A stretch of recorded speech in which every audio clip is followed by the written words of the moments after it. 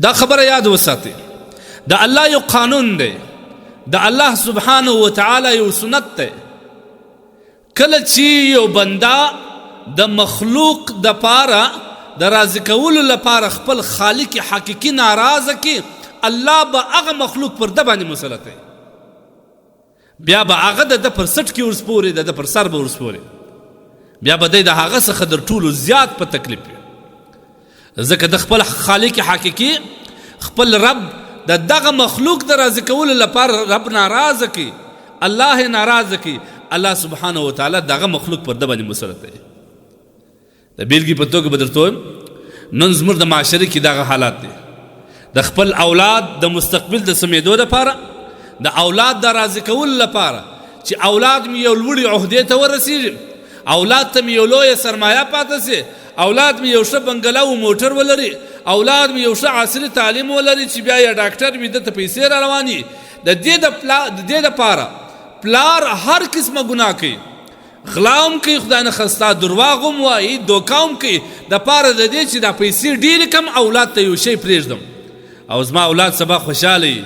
او زما اولاد وایي چې بابا تا زما سره ډېر احسان وکړي زما اولاد په یو ښه موټر کې سپوري د دې دپاره پلار ګناه کوي او خپل خالق حقیقي او خپل رب ناراضه کوي د دغه اولاد د راتلونکي د خوشحاله کېدو دپاره الله به دغه اولاد د ده پر دا سټ ورسپور کړي دغه اولاد به د ده د غاړې توک وګرځېږي دغه اولاد به د ده دپاره زهر وګرځېږي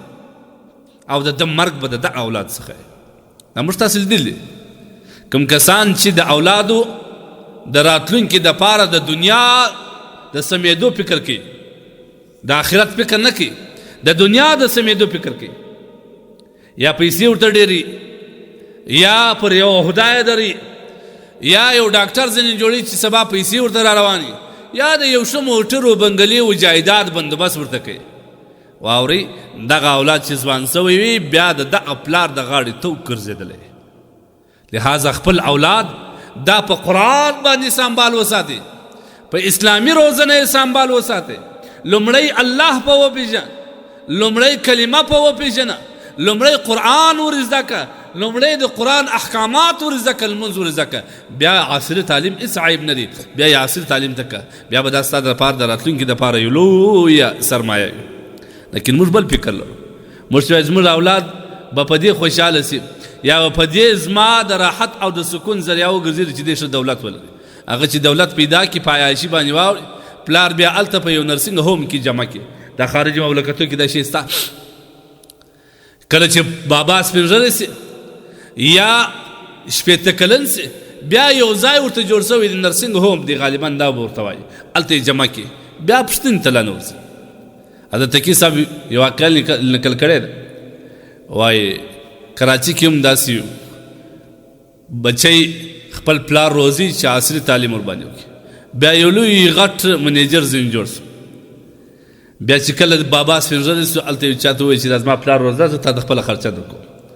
هغه ټلیفون ورته راوکړي چې پلار دې په سخت مریض دی دول هسپتال ته یوسه زه درځم بیا ټلیفون ورته راوکړي چې د پلار د اخرنۍ حالات دی ده ورته ووایي چې ته په هسپتال کې یې هغه ورته وویل زه درځم بیا یې ټلیفون څو ګنټې ما بعد ورته راوکړي چې پلار دې مړ سو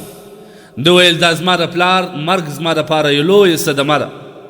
لهذا تاسو زما د پلار د کفن او د قبر بندوبست وکړئ زه درځم په دا کې د پلار فاتحه هر څه تېره شول زوی یې ودې ته نه راغلی نو هغه زوی دپاره چې تا هر څه کول هغه د نن اسپتال ته نسي درته راکللی هغه زوی ستا مرګ ته نه راږځي هغه زوی ستا کفن او ستا د قبر او ستا د جنازې دپاره ځان نسي حاضرولی دغه اولاد به بیا ستا ته څه پیدا ده ورسي لهذا د اولاد روزنه دا نه ده چې اولاد سرمایه ډېره کړه د اولاد روزنه دا ده چې اولاد په اسلامي او قرآني روزنه باندې وساته قرآن په زده کړه اسلام په زده کړه د اسلام احکامات په زده کړه اسلامي دینی احکامات په زده کړه بیا چې هر څه ورته کوې دغه ځای به ستا دپاره یو لوی صدقه او ستا دپاره به د دنیا او د آخرت د کامیابۍ ذریعه لیکن نن سبا موږ عجیبه یو د اولاد دپاره موږ درواغ وایو پیسې ګټو سفرونو کو په کلو کلو خپل میرمن پرېښې ده د دغه اولاد دپاره موږ دا کوو لیکن آخر مرته کوم پای دغه اولاد بیا ستا جنازې ته لا نه راځي دغه اولاد به یو دوې ورځې د باندې وژاړي که نه بیا دې دعا ته لا نه درځي زیارت ته لا نه راځي د اولاد روزنه په پیسو نه کېږي د اولاد روزنه په بنګلاو په موټرو په عهدهو په دې باندې نه کېږي د اولاد روزنه که غواړې د خپل مستقبل دپاره یو شی ځینې جوړې په اسلامي روزنه یې وساته اسلامي تربیت ورکړه بیا به دغه اولاد ستا دپاره لویې صدقه جاریه